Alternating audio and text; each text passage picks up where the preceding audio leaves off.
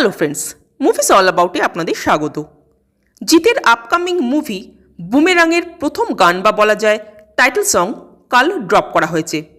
এই গানে সুর দিয়েছেন নীলায়ন চ্যাটার্জি। এবার প্রশ্নটা হলো, গানটা হলো কেমন? এক কথায় যদি বলি তো গানটা আমার খুবই অ্যাভারেজ একটা গান লেগেছে। যদি পজিটিভ দিক নিয়ে কথা বলি তো লুক অ্যান্ড ফিল ওয়াইজ এই গানটা ভীষণ প্রিমিয়াম।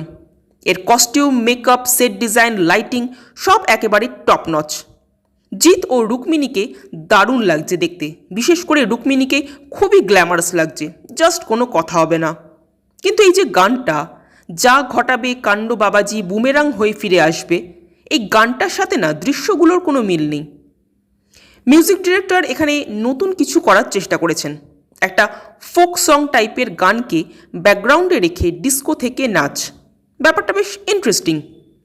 কিন্তু এই নতুন কিছু করার চেষ্টাটা ফাইনালি ওয়ার্ক করলো না, বরং সত্যি সত্যি এটা বুমেরাং হয়েই ফিরে গেল মেকারদের কাছে।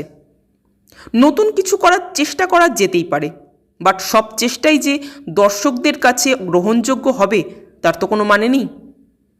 সিনগুলোকে বাদ দিয়ে শুধুমাত্র যদি গানটাই শুনি তাহলেও বলবো গানটা ইটসেলফ একটা ভীষণ অ্যাভারেজ গান হয়েছে।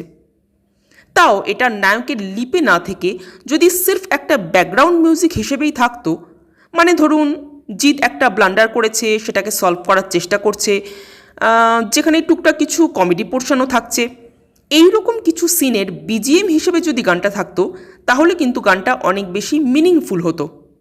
বাট এইরকম ডিস্কো থেকে গানটা বড্ড মিসম্যাচ লাগছে। আর যদি বলি সিনগুলোর কথা, তো বস্কো সিজারকে এনে লাভটা কী হলো বুঝলাম না। যে কোরিওগ্রাফিটা এখানে করা হয়েছে সেটা কি আমাদের এখানকার কোরিওগ্রাফাররা করতে পারতেন না? যাই হোক, ডান্স নিয়ে তেমন কিছু বলতে চাই না, তবে হ্যাঁ, ডান্স পোর্শনও আমার আহামরি কিছুই লাগেনি। ইভেন রুক্মিণীকে দেখেও মনে হচ্ছিল যেন ডান্স বা এক্সপ্রেশন সবই স্মার্টলি হ্যান্ডেল করার চেষ্টা করছেন, তবু যেন হচ্ছে না।